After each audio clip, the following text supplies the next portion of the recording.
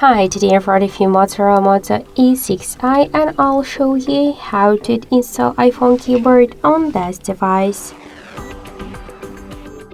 So first we should launch the Play Store application, and after that just tap to the search pool and enter Green Apple keyboard. So now we should get this application. That's why tap to install button and wait a couple of seconds.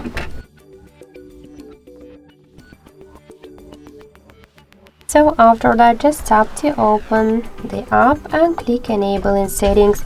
Near Green Apple keyboard, click on the switcher and tap twice to OK. Then just go back and click to switch input methods. Switch your currently keyboard to the Green Apple keyboard.